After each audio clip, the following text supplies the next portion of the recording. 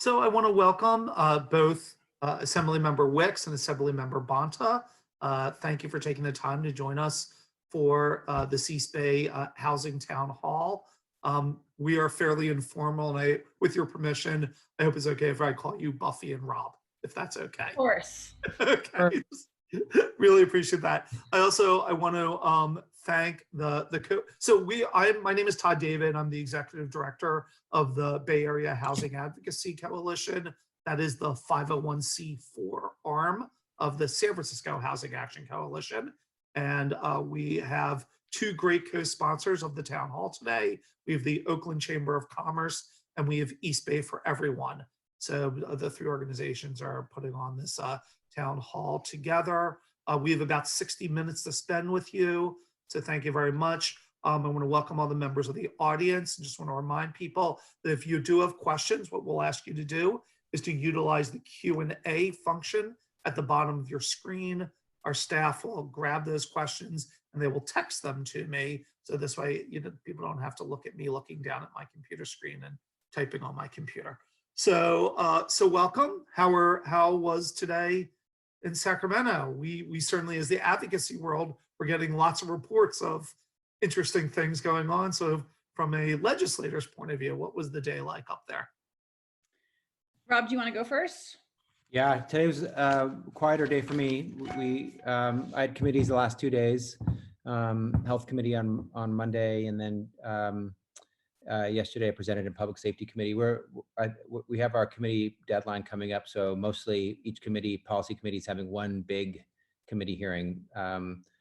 Buffy and I were in the same public safety committee yesterday. She sits on it, and I presented in it. And I really grilled Rob. I'm going to be on that dice. I'm going to grill him and all his stuff. No, I didn't. Happily voted for his bills. Yes, we're a good team. We usually join authors on each other's bills, but it's a different year, and it's a compressed. Sorry, this is one of the hazards of Zoom. My dog barking in the background. It's a compressed year, subject matter wise, compressed year policy wise, compressed year budget wise. So we're trying to be super hyper focused on COVID-19 recovery and response, and that can cover a number of different areas, and then wildfires and homelessness. So this is my eighth year in the assembly, and it's a unique one like no other. And just to add to that, housing committee was today. I presented this morning. I have a bill that I basically gutted from last year, a rental registry bill that really is now focused on what we're calling the Homelessness Prevention and Accountability Act. And the purpose is to create a registry that would require landlords who are receiving state or federal funds to fill out a 2-page form that just basically, so there's more kind of transparency and understanding around evictions and rent increases and decreases and things like this. With the idea of, our hope is that I totally believe we need financial resources for our tenant and landlord communities. I am very worried about what this economic recovery is going to look like and the instability in our housing market, the fact that we are potentially facing hundreds of thousands of evictions in the coming months. And I don't mean to be sort of hyperbolic, but I'm very, very worried about that. And without state or federal funds, that's a big concern.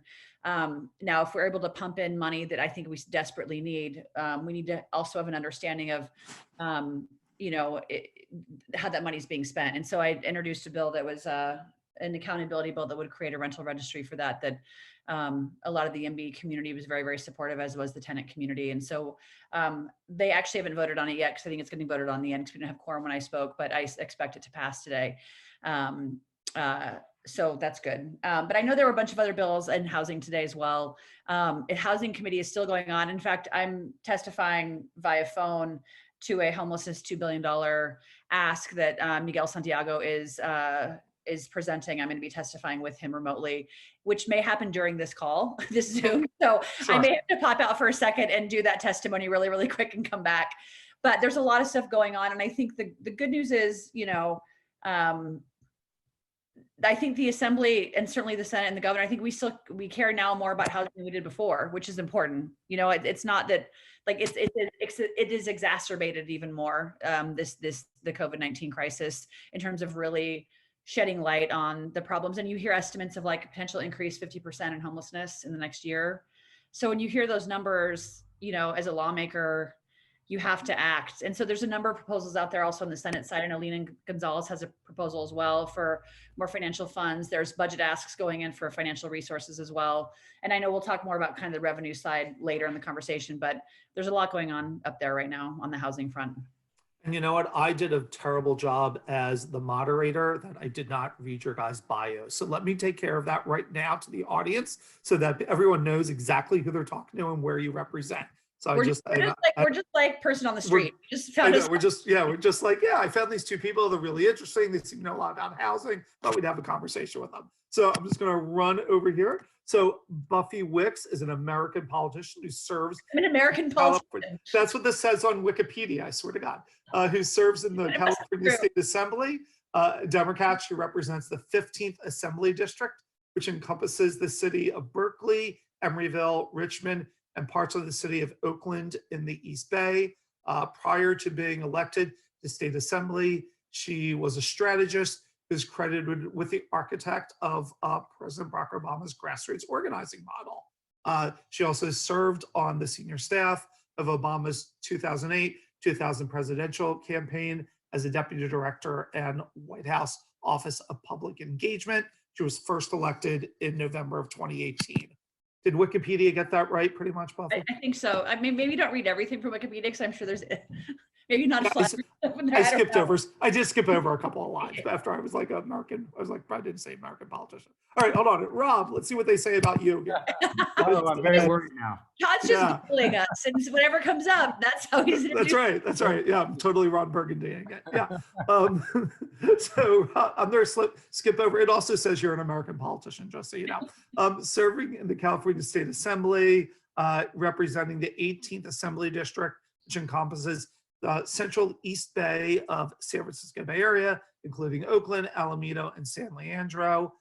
Prior to being elected to the Assembly in 2012, he was an Alameda City Councilman, and he's the current chair of the California Asian and Pacific Islander Legislative Caucus. It says that you are the first Filipino American ever elected to the California legislature. Is that all accurate? The chair of the API caucus is no longer accurate. That's probably a little dated. Assemblymember David Chu, the chair of the housing committee. I know that guy. Yeah. All right. Well, anyway, thank you for letting me do that. And I also have to say that even prior to that, I believe that you worked in the San Francisco City Attorney's Office with my old boss, Scott Wiener. So there's that. Rob's the fancy pants lawyer. Don't let it. There you go. There you go. Anyway, so what? Fancy pants lawyer. No, nobody had that. Yeah, I'm going to add that to the Wikipedia page. So, Buffy, you already kind of got into a little bit of what some of your housing priority bills, specifically, right? Your rental registry that's coming back. What else do you have kind of on your kind of, and specifically, I'm sorry, like we'll keep this to housing, right? Like, what are kind of your housing priorities? I got a handful of things moving along. In the Senate side, we passed AB 725 off the floor of the Assembly. That was a 2-year bill, which basically requires in the mod and above mod categories of the RENA goals that 25% be made available to multifamily housing to get more multifamily housing in those brackets in particular. So that's a great, I think, housing production bill. Again, that we got through in the Assembly already, and it's sitting, I think it's being referred to Scott Wiener's committee probably pretty soon and will be heard on the Senate side. So I feel good about that bill. YIMBY's the sponsor of that bill. And then I just passed through committee, I think it was last week, my church parking lot bill, and the Turner Center just came out with a really good report. I think there's 38,000 acres of land available on churches for potentially building homes. I've got a bill that will ease the restrictions on the parking piece. So, a lot of the challenge with building on church parking lots is local municipalities have requirements for parking, and sometimes they're very arbitrary. So we want to free that up and get rid of some of that red tape. So our churches who very much want to be a part of the solution and very much want to be helping to create affordable housing can do so. And then Senator Wiener has an accompanying bill that would allow for more zoning reform for churches that want to build. So those two bills packaged together with this new report the Turner Center came out, I think could unlock a lot of potential for building more more homes. And so far, I think we haven't actually been met with much political resistance on them, because I think it just makes sense. It's like a win-win-win for everyone. The churches want to do it, you know, the land is available. We have nonprofit affordable housing developers who want to build there. So hopefully those bills will get passed this year. I've also got a bill that is called a renter's choice bill.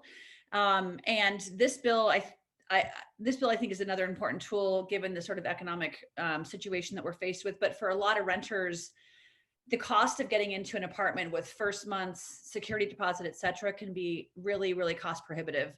You know, in Oakland, you know, your average apartment is $3,000 a month. Your deposit can be up to $6,000 a month. And if you have to pay $9,000 to get into an apartment, it's incredibly expensive. So this bill basically requires landlords to give more choices. And the idea is to still protect the landlords from any kind of issues in terms of, you know, if this, you know, to give them the sort of security deposit that they need, but give the tenants more choice in how that is paid. So they can either pay it in full, or they can do it over 6-month installments, or they can get renter's insurance that would cover the cost of the security deposit should something go wrong. So it's really to give more flexibility to the renters. So it's another bill that I care a lot about and is moving swiftly along. And then I think I have another bill. Oh, and then I've got my rental registry bill. So those are the 4 housing bills I'm moving along right now. And then I'm a joint author on the big homelessness budget ask that Miguel Santiago is leading right now, AB 3300, which is the one I'll be testifying here momentarily. So those are some of the bills I'm working on in the housing space. All right. And Rob, any specific housing bills or housing priorities that you are looking at? Yes. So we've been doing a lot on just immediate response to COVID. So I've had bills that have protected homeowners from foreclosures and tenants from evictions, and a lot of those have become executive orders. And so we were trying to, you know, stop some of the immediate pain from being imposed, and we've worked with the governor's office on urging executive orders for tenant protections, urging stronger executive orders than the ones that he that he put in place. And so there was some immediate response. And then I've been working on housing as a human right, putting a constitutional amendment. It's ACA 10, it's in print now. I've worked with Mayor Steinberg and the 2 housing chairs and a number of others on this issue to try to really enshrine one of our key values in the Constitution and make it part of our founding document, who we are, what we stand for, who we want to be, making sure that folks have, you know, that housing is seen as I see healthcare, or, you know, similar to one of those fundamental components that we need, like food and water and clean air. We need housing. And it's phrased in a way that allows for aggressive but realistic change. It allows for the changes and the steps that we take to be consistent with our resources, whether we be a city or a county or a state. But it does make it a constitutional right, and it would be enforced by a public right of action, not a private right. So an inspector general or an attorney general or a public advocate type role, not a trial attorney with a private law firm. So that is ongoing. We're building our coalition and working on it. We wanted to put something in print this year. It's not being presented in Housing Committee today. It's something that won't be on the ballot in 2020. But we're hoping to get it on the ballot in 2022, and we think it's a really important part of the conversation. COVID-19, if it's showed us nothing, it has shown us that the most vulnerable in our community are the first and worst to suffer. And we had a homelessness and housing affordability crisis before COVID-19. And with COVID-19, it's only been exacerbated and deepened, and the need for stronger, more aggressive protections are needed even more now than ever. And I'm also working with Assemblymember Wicks and Assemblymember Santiago on the $2 billion ask. It was aggressive when we made it. It's aggressive now, but we need to be aggressive. So we want to have a conversation with the governor as how we can really provide ongoing support, not just one time. I know why he's done one time, because he knew this day today, the COVID-19 pandemic caused recession was coming. but our homelessness crisis deserves and requires ongoing investment. So we're hoping that we can achieve that goal. Great, thank you. And I just noticed that in the attendee list, we have Council Member Sarah Lehman from Hayward is joining us. So I just want to say welcome to her. She's been a great friend of the Housing Action Coalition, really a great person for us that we've gotten to know in Hayward. And so welcome, Sarah. So Rob, something that you said that kind of that really strikes a chord with kind of our organization, something that we've really been kind of thinking a lot about. You were saying something a bit like, these problems pre-existing COVID, right? And that, I'm kind of paraphrasing that, what COVID has really done is magnified, right, a bunch of these issues, maybe, brought them to the fore. And I think one of the things that we really, I don't want to say struggling with, but really the thing that kind of really came to mind very quickly is the shelter in place, right, directives, right? Not everyone has shelter, right? And and our organization, very much believes that we have the reason we don't have shelter for everyone is there's a housing shortage. There's other obviously contributing factors and things that need to be done to help. But the fundamental problem with asking people to shelter in place who don't have shelter was that we have a housing shortage overall. And so, some of the things that we've been thinking about is that what potentially do you see, the two of you, see as being politically accomplishable that maybe 100 days ago was aspirational? But what perhaps has there, do you think that there's actual movement in Sacramento from the political will to do some things to get more housing online, to make housing being a human right an actual reality? So leave that to Buffy. You want to go first? Sure. I'm curious to hear what Rob has to say though too. I mean, I think, so there's good news and more challenging news. I think the good news is, this crisis, the COVID-19 crisis and the economic fallout from it has brought to light what many of us knew, right? And is that, there's our housing market might be collapsing. Again, we might be facing hundreds of thousands of evictions. We are going to see, if we don't take action, widespread issues and a huge increase in homelessness. All of these issues that I know many of you on the call have been, recognizing and shouting from the mountaintops on the issues that are facing our communities for a long time. And I think lawmakers from across the state at all levels of government are going to see that even more, right? And so there's going to be, I think, more political demand and public demand to do something because of this crisis really shining a spotlight on what has been here already this whole time. And so in that sense, I think it's good that we will have, I think, more active people engaged on this and people demanding change and all of those things, which I think is important. The challenge with that then is what do we do? And obviously SB 50 failed this year, and that was one of our bigger housing production bills. Prior to COVID-19, there were definitely conversations I was a part of in the assembly of what is our housing production package going to look like. As I mentioned, I still have some housing production bills. I know there's some other ones there as well that are still moving along, and Scott has some good ones as well. My hope is that those bills will still continue to go because we do have to make it easier to build more homes at all income levels in this state. And I know that obviously David and Scott as chairs of a housing committee, I think are very committed to that. I do think there's also now more palpable conversations around what are we doing for renters to make sure that they're protected? There's definitely more conversation around rental assistance that I think that wasn't there before, both at the state and federal level, of thinking through, how are we going to actually provide the economic resources for our tenant communities to make sure that they stay housed. And there's a number of bills to that vein that didn't exist prior to COVID-19. The challenge of that is going to be the funding piece of it. And there's separate funding conversations going on around, do we look at a tax increase? Do we look at a revenue bond? What is the federal government going to do? What are the sort of all the ideas on the table that we can put on the table around how we fund some of these things, and what is politically palpable, and what's the best way to get kind of bang for our buck?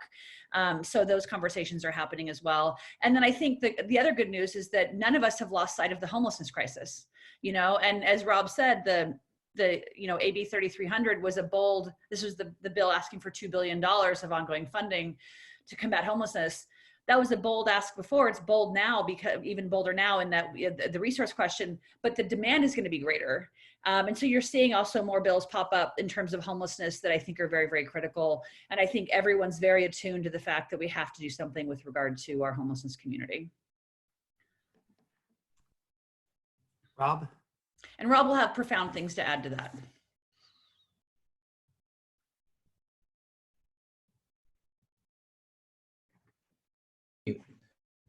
I think that the crisis has really laid bare quite a number of things. One, the absolute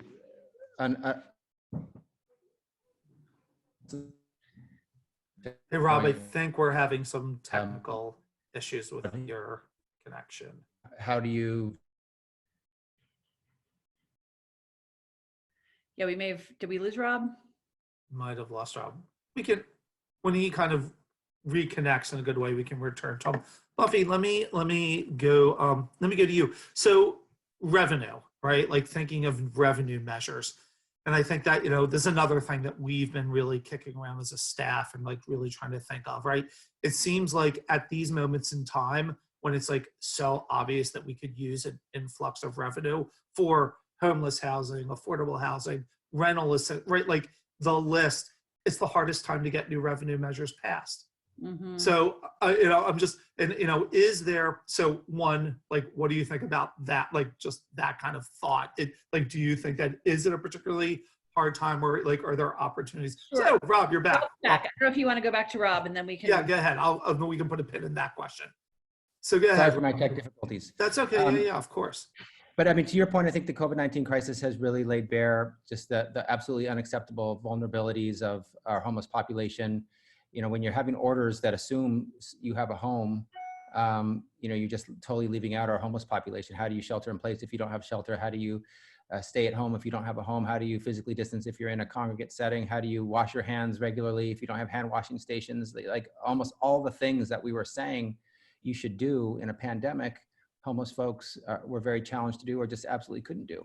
And so it really shows that there's a deepening need to act. The challenges of our tenants, the challenges of even some of our homeowners and our homelessness population have showed that the crisis has only worsened. But it's also shown that we can do things, and we have done things in a crisis that we maybe never did before and should carry forward. I mean, Project Room Key, getting thousands of rooms online and putting homeless folks in shelter with a room key, with the dignity of their own room key and their own space, was something we hadn't done before. We did it in a crisis, and we should, I think we have some long-term rental or leases, but we should look to own and keep these properties for the long term. The support for all people, including tenants, was wonderful to see, at the state level, and it's not something that had always happened. Frankly, that's a more recent phenomena in Sacramento politics for tenants to have a voice and to be having support like we do. So it's showing that the crisis is only worsened, but it's also showing a whole set of possibilities that we can use if we have the political will.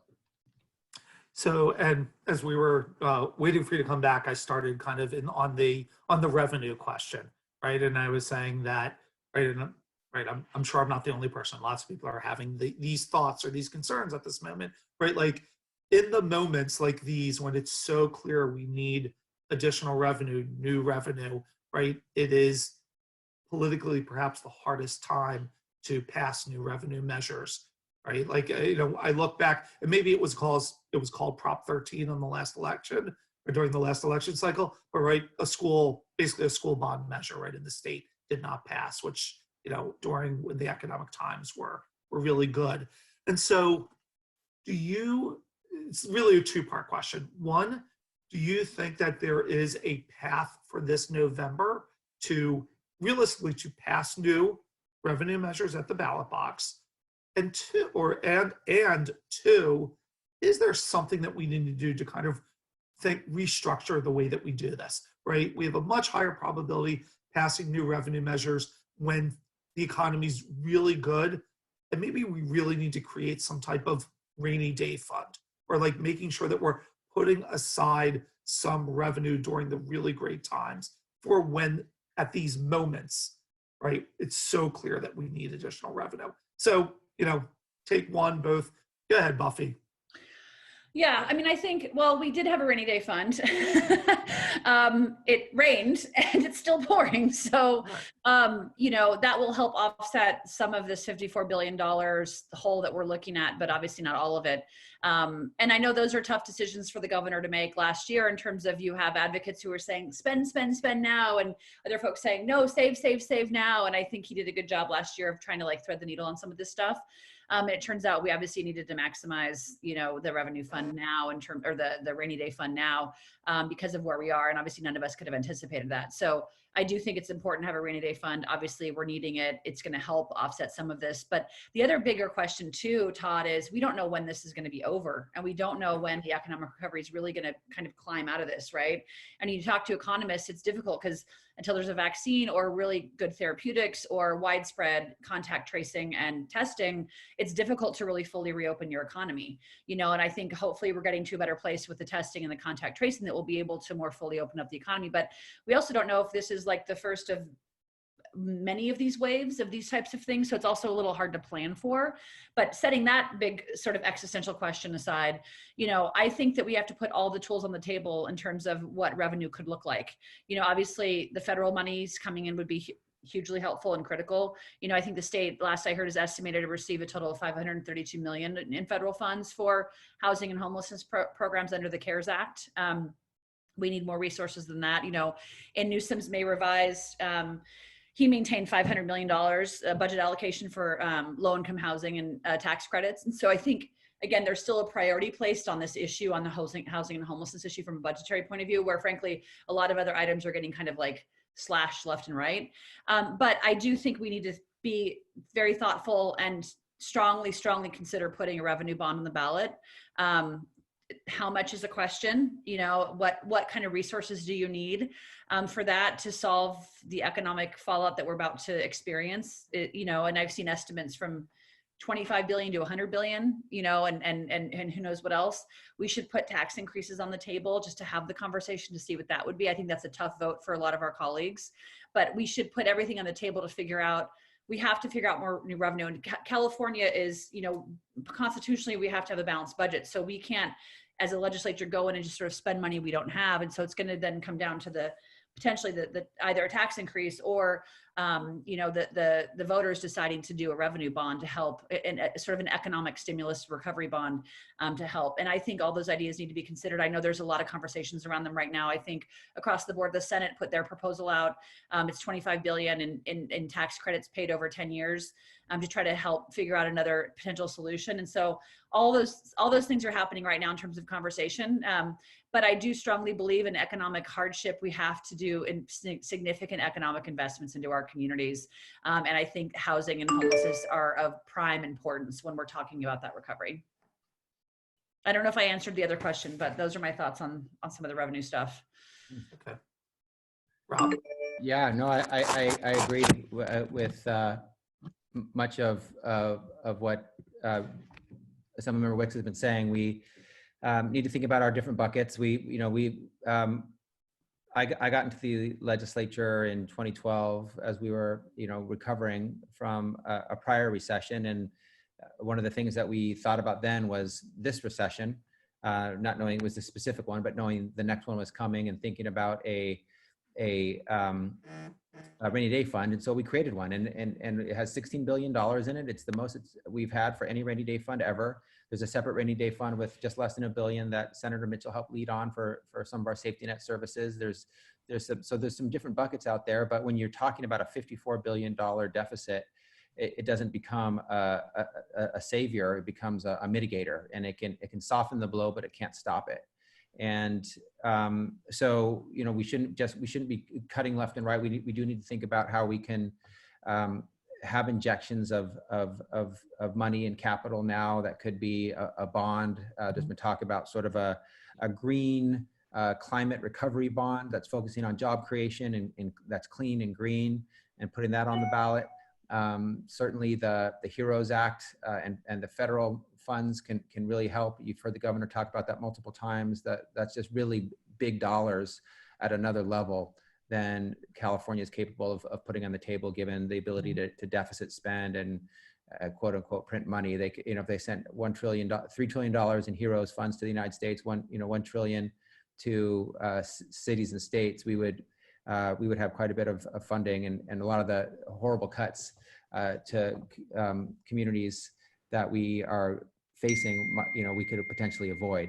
So those are a couple of areas, and if we think, nobody knows for sure, no one has the crystal ball, but if we think we need massive cash infusion now, and this is going to be a short-lived recession, and in order to sort of stave off the worst pain and damage, we borrow the money on the best interest rate we can.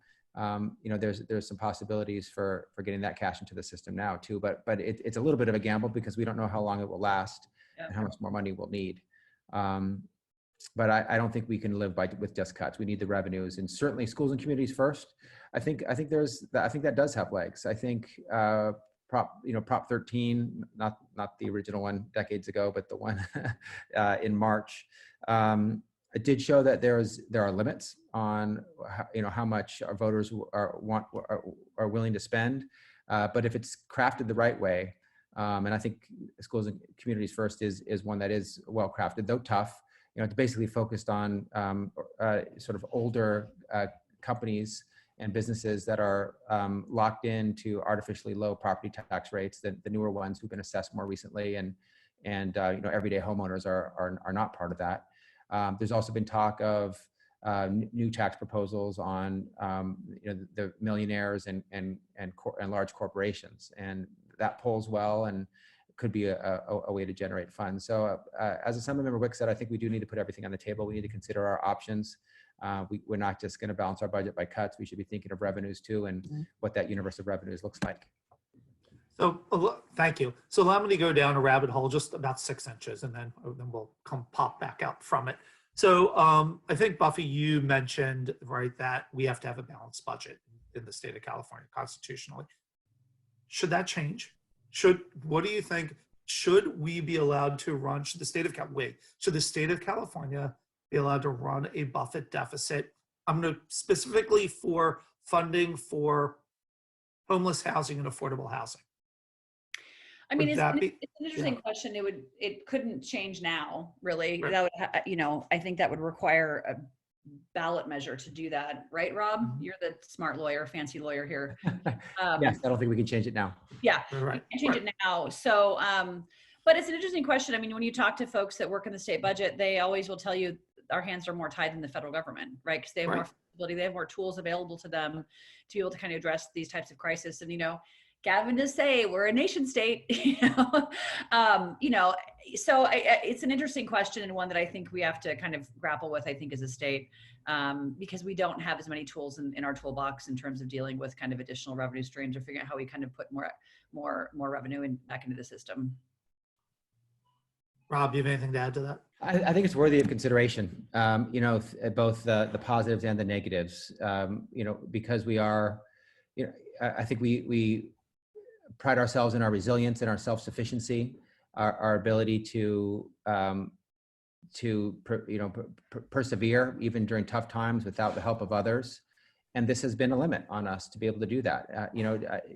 Screaming from the rooftops, hey, let's have more deficit spending isn't particularly attractive to a lot of people.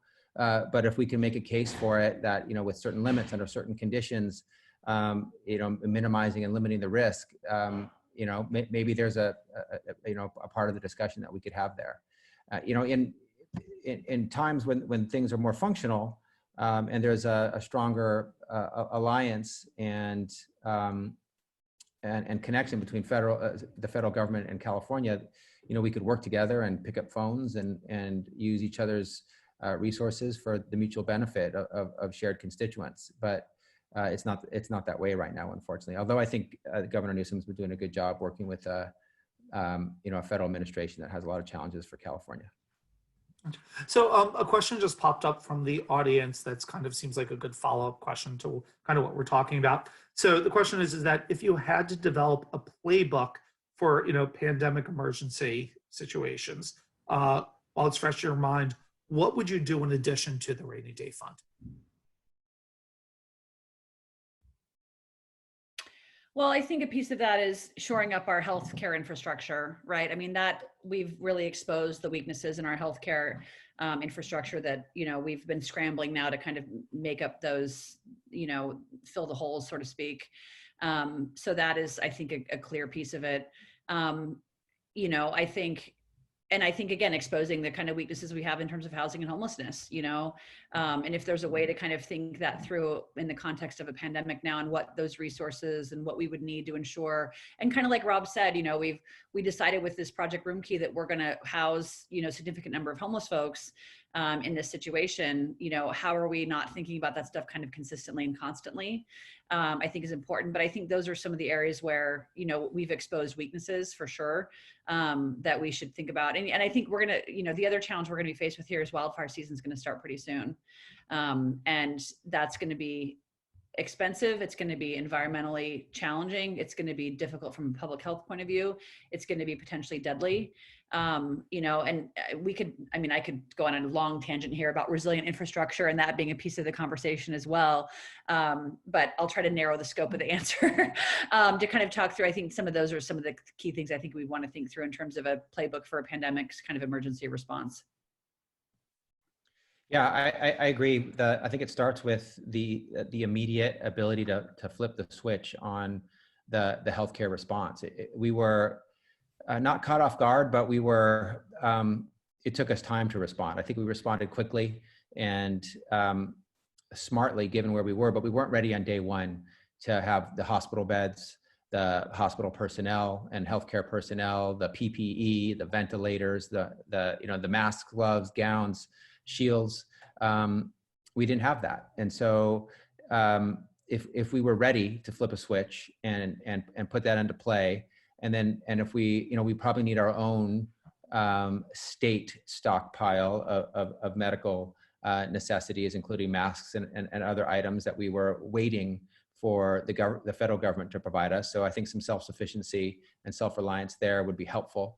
And then just having a plan to move businesses into sort of pandemic mode, right? Where you're going immediately to delivery and curbside pickup and the physical distancing that's required to keep safe. And you're going to the servers are wearing masks and gloves, and menus are single use and disposable. Like being able to just go right into that mode where you minimize the risk of spread of the disease, and you also minimize the economic damage because folks had to shut down immediately and basically turn off the economic motor on their businesses. We've had massive damage. It could be that you just move into another way of doing your business for those that can, with the delivery, with the pickup. And if we're ready for that and we know how to do it, and we can, systems change quickly. It's the toggling that the governor talks about, being able to go back and forth. If there's a spike, we have to take steps that promote safety, but we also want to minimize the economic damage. So I think there's a whole set of teachings when you do the sort of review and systems review of what we've learned here that we should put into place permanently going forward. And just to add to that, I was just thinking, so I went in February of this year, mid-February, I was on a trip to Japan on behalf of the speaker with 5 other colleagues, explicitly to talk about emergency preparedness. That was the point of the trip, because Japan experiences typhoons and volcanoes and tsunamis and earthquakes and all kinds of things, right? So we did tours of all these different facilities and their infrastructure and their emergency response and all this. And this was actually while COVID-19 is like starting to percolate a little bit, but not that much. But like, we never talked about a pandemic, which I think is interesting, right? Because I don't think that was just this wasn't on our radars in the way that I think any of us obviously had anticipated, even in February, and then March we're shut down. It's like, had I known, we would have asked them, okay, Japan, what do you do in a pandemic, but I don't know that anyone was really prepared. And so I think this obviously has shined some sunlight on the fact that we really weren't prepared. And obviously the federal government was woefully unprepared to deal with this. And the states were left to compete with each other for all kinds of other things. But I do think Rob's point on, having our own stockpile, all these types of things, I think is really, really critical. Yeah, and also testing, contact tracers, super important. And then a system where you go into immediately in terms of international cooperation for research and development of the vaccine. I think if there's resources and sharing of information across different companies and governments and universities that are doing the research, we could achieve that safety zone of the vaccine quicker. So, but it needs to be something that there is international agreement on, and it's a plan that's ready to be put in place on a moment's notice, because that's essentially what we were doing. The world changed in a couple days. So moving back to kind of like specific like housing type things. So I don't know if either of you have had a chance to look at the package yet, but right, the speaker, the president pro tem, Tony Atkins, announced today her how the production package out of the Senate. So one, I don't know if you've had a chance to look at it. If you have, I'm curious, okay, what your thoughts are if you have. Yeah. Two, are you expecting a similar type of, I don't know, complementary? Is the house, I'm sorry, is the assembly working on kind of a similar type of idea of putting together kind of a group of housing bills, or most likely will the pro tem's bills just move over to the assembly as a package, and then will be worked on a package from there? Kind of what do you looking at crystal ball and see how you think this plays out? Sure. I hadn't seen her proposal. I've been in and out of meetings all day, but eager to take a look at it. Obviously, I think she made a very strong commitment after SB 50 to put forth an aggressive housing production package, which is great. So I'll be eager to take a look. And I assume that included, some of Scott's bills and others that I know he's been working on after the sort of SB 50 fallout. But, we have a handful of bills as well. I know Rob Rivas I think he's actually testifying right now on one of his production bills. I've got some production bills. I think David still has some production bills going. So there are a handful of them. I don't think we've had explicit conversations about, are we going to package this as the sort of the production package per se?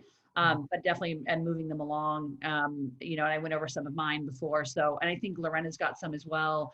So there's a handful of us that I think are still producing production bills, moving along production bills, because it is critical. And there was talk early on of, what bills, I went from a 20 bill package to like a 6 bill package, because we've had basically gone from having committee every single week to having one committee, like meet one time on all of our stuff, basically.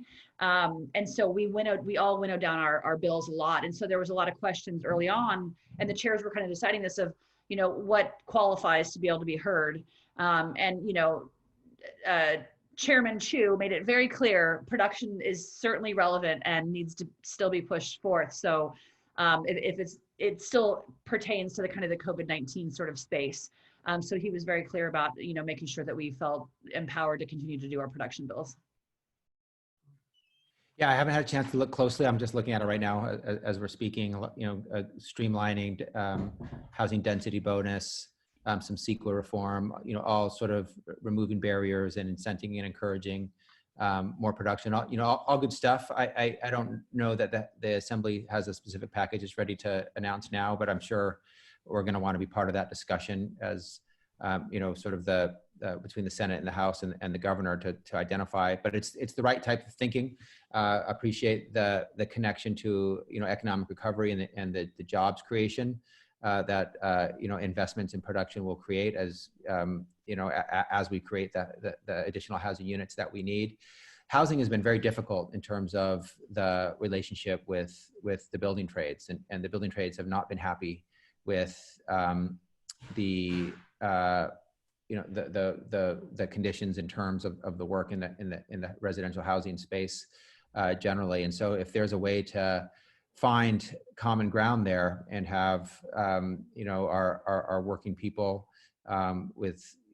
be supported with fair and safe working conditions and prevailing wages and healthcare and retirement security while we build the 3 million to 3.5 million units that we need for housing in California, that's a win-win. And I think a lot of folks are looking for opportunities right now to have economic stimulus that creates jobs, help us with our economic recovery, but also is consistent with our values, our housing values, our green and clean values as well. So I'm sure there will be a conversation and potentially an alternative proposal or some tweaks from the Assembly. Hey, Rob, so I'm just curious what your thoughts are since you brought up kind of the building trades issue. From time to time, I feel like these conversations percolate, they go away, percolate. But do you think that, and obviously this is for both of you, do you think that there is a path to kind of a residential construction wage specifically? That organized labor and building trades are Yeah, so like, CBIA, right? The builders and the building trades, right? So it's my understanding, I want to be clear, like, I don't want to get too far over my skis, right? But, right, that the building trades, the wages are really based on commercial construction, right? And so from time to time, there's conversation about, the home building, the people who build, the developers, if you will, and the trades, sit down and have a conversation about, hey, can we agree on a residential wage scale, right? That's different than the commercial wage scale. And that, as I said, like, I know that, like, there's hope from time to time and then the hope goes away. I'm just wondering, like, do you potentially see, given the world where we are today, is that a possibility? I have hope. I think there's different sort of components to the building trades where there's different economics in different sectors in different places. Commercial buildings, buildings that are of a certain height versus buildings that are of a lower height, residential versus commercial. I think they all have different sort of business models to pencil out, and potentially different types of work and skills, and so potentially differentiated wages as well. But there needs to be a baseline, though, of commitment to workers and working people. And if you hear Robbie Hunter from the building trades talk, some of the examples of what we've seen out there are far from that baseline of decency and dignified work. So, but some of these hardest problems, you think that they're not going to get solved, then they are. And right now, I think more than ever, it's a time for folks to find common ground, to get past some of their differences, to have that extra motivation. If the building trades could be part of a housing economic recovery package and really be a key player instead of being left out, as I know they felt for so many years, that could be a win for them. And I think finding something that works so that the economic burdens aren't so high that the projects don't get done. Nobody wins if they don't get done. California doesn't win, the workers don't win, and the developers don't win. It needs to work for it to be a working project. So I am hopeful, and I think right now maybe there's a lot of motivation to make things work that haven't worked in the past. So this could be the time. And just I was just to add to that, I haven't been privy to any conversations, sort of private conversations, either prior to this or including now, but it would be great if that could happen, because it would really align everyone's interest. So we're all kind of going the same direction in terms of housing production and building and moving the ball forward. And then, it can be a potential win-win-win if we can figure it out. So it would be a big deal. And, I tend to be a totally, I choose to live in a constant state of fear and paranoia, but I'm also a hopeful person at the same time. So that's how I operate in politics, which I guess is maybe a dichotomy, but, so I tend to be hopeful about these things. So, and to Rob's point, we're living in an unprecedented times, and, it's going to take disparate voices who maybe normally don't always see eye to eye to come together to see ourselves out of the solution. I'm a true believer that, out of crisis, there comes opportunity if we have the right leadership and the right ability to kind of let go of the past and figure out how we align our interests and move forward. And so maybe this could be one of those examples. Yeah. As a person who finds himself often being short-term pessimistic and long-term optimistic, I totally appreciate that. Put that description. I like that. Hey, I wanted to bring, and again, I don't know if this is something y'all are following, but our co-hosts on this town hall, certainly the Oakland Chamber of Commerce and East Bay for Everyone. One of the things that's really kind of a very interesting opportunity in Oakland right now that we're in the middle of the conversation of is the Oakland Downtown Plan.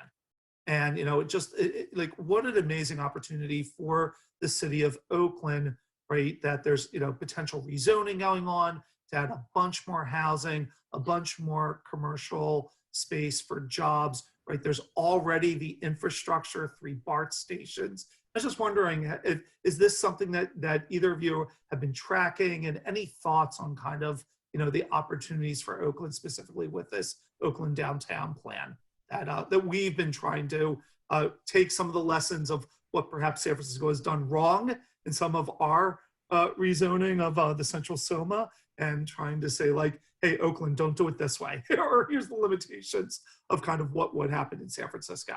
So I wanted to bring a little more local question. Rob, do you want to go first? Yeah.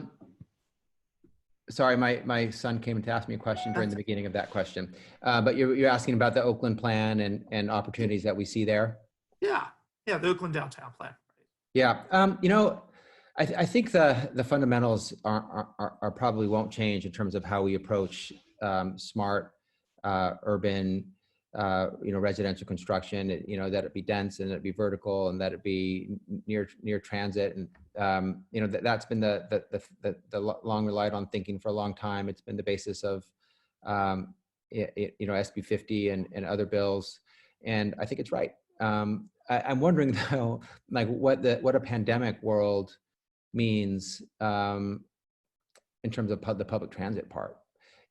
Our people are not getting on public transit. I'm a frequent Amtrak rider to the Capitol and the Capitol Corridor, and I'm not on there specifically now because of the health risk.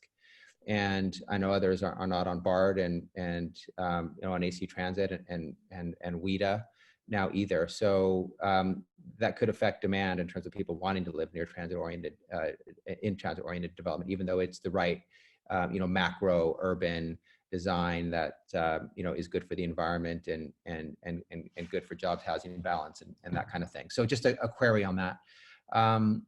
But besides that, if you have a specific question about any part of the plan and how it interfaces with some of the work we're doing, I'm happy to answer it. But I just wanted to share that reflection. Sure. And just to add, I think it presents a lot of exciting opportunity. I know, there's, and I think as long as it's done with sort of an equity lens, in terms of thinking through who gets to participate in those new economic opportunities, I think is really critical. And I think of organizations like Tech Equity who are being very explicitly mindful around, how we execute something like that, but not make some of the mistakes that San Francisco has made, and how we do so in a way that, it encourages our local businesses to take advantage of these opportunities, our businesses that are owned by people of color and women and others, so that we're not actually pushing folks out, but we're lifting folks up from these communities, I think is very, very critical. But I certainly think there's a lot of exciting opportunity, and I think Rob raises an interesting point about kind of how does this sort of pandemic sort of impact this. And I've seen folks say, oh, the YIMBY movement's going to take a hit because density is a problem as it pertains to sort of pandemics, which I don't agree with at all, and think that, I'm, as you know, a big believer in dense infill development. And I do believe that we will figure out a way, whether it's, there's been some interesting tests on kind of automatic testing for COVID. I do, obviously they're working towards, vaccines and therapeutics and all these things. So my hope is that once we work, and now it may take a year, but I do think we'll be back online, hopefully, with strong public transportation and continued investments in public transportation. Obviously, there's the Faster initiative that I don't know exactly where that stands now, given all of this. But those conversations they may be tabled for the moment, but they're not going away in the long term. Because we do need significant investments in our public transportation and in our housing, and how we think about those two things interrelate to each other, and how you can't kind of have one without the other. So hopefully we'll get to kind of re-up those conversations when the time is right, and continue to push for more of those massive investments.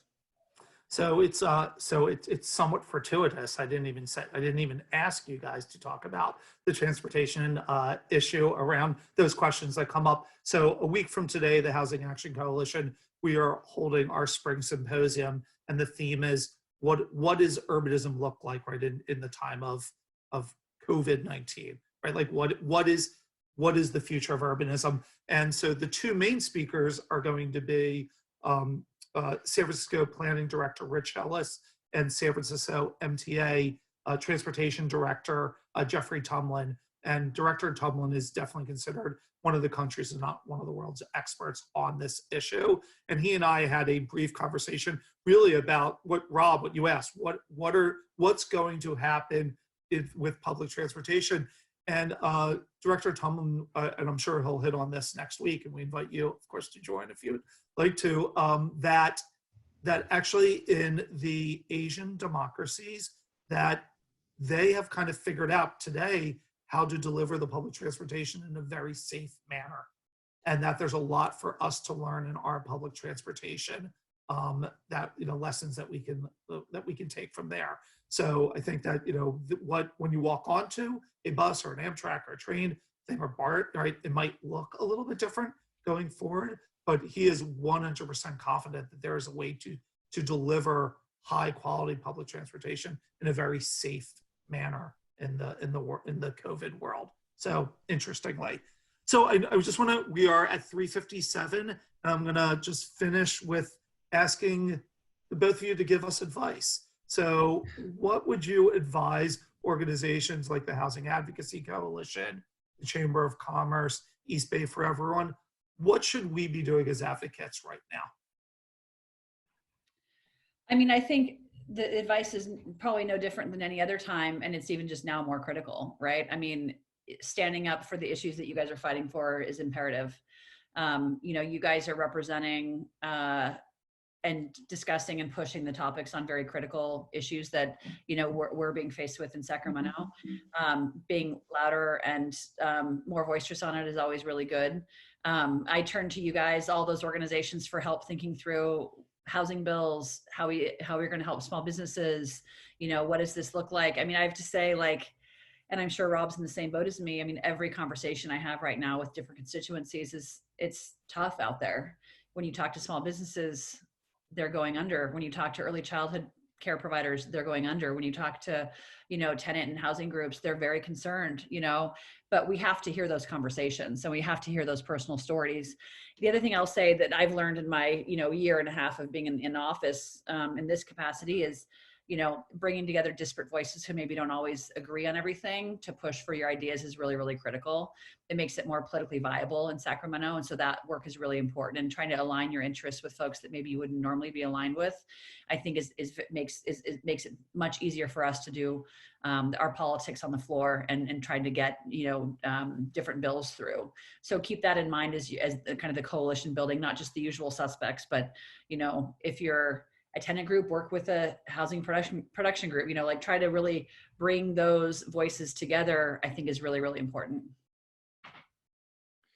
Yeah, I agree. I think the way to think about it is to try to understand what the needle is that you have to thread, and then try to create a strategy that lets you thread that needle.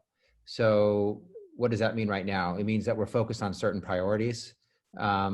And so if you have a tighter nexus to COVID response or recovery, or you have a tighter nexus to homelessness, then you're more likely to get attention and for your issue to be elevated to the top. If you are doing something that's no cost or low cost, if it's removing a barrier as opposed to requiring millions of dollars in investment, that might be looked at more sympathetically and with eyes in the viewer of more possibility. And if to Assemblymember Wicks's point, if you're always stronger when you're in a coalition, especially if it's a coalition with folks you don't normally expect to see together. So if you see YIMBY folks and production folks and developers working with tenants, and they're both asking for the same thing, and it's low cost or no cost, and it's related to homelessness or related to COVID recovery, then you're on your way. And then then you build your outside coalition, and then you start working with champions in the legislature to work with you, and then you put together that inside outside game. So that's I feel like I don't want to be overly political and strategic about it, but it's just so hard to get onto the radar right now because we're narrowing the subject matter that we're focused on, and we're narrowing and we have less resources to use. We can't fund the programs and services that we want. So if you want to get attention, if you want to be in the final budget, or you want to be on the governor's desk with a signature, you have to fit into that, quickly narrowing space. Well, I just want to say it's 4:01. We want to be we want to be respectful of everyone's time. I want to thank both of you so much for taking the time out of your day. Rob, we don't get an opportunity to talk to as much. We're going to change that. We're going to be Do it. reach out more. Yeah. More Rob, less Buffy. You guys are like sick. It's not. No. That's not what I was saying. I want to be very, very clear. Thanks for inviting me, Buffy and Todd, and for having me. Yeah, no, it's great. And originally we were going to have Senator Skinner join us for this conversation also, but she was in committee today, so she was not able to do that. And so, but again, thank you so much. Please know that, the Housing Advocacy Coalition, the Chamber, East Bay for Everyone, right? We are here as, supporters and help, thought partners. If you need, ideas, want to kick ideas, or you need anything from any of our organizations, please feel free for you or your staff to reach out to us. We're all aligned, and we want to see everyone recover in a safe and healthy manner. We want to see our region prosper. So good luck. Thank you for your service. Thank you for your work in Sacramento. Thanks to the Chamber and to East Bay for Everyone as well. Thanks, guys. Thanks to all the sponsors. Thanks for having us. Let's continue to partner. Take care. Thanks. Bye.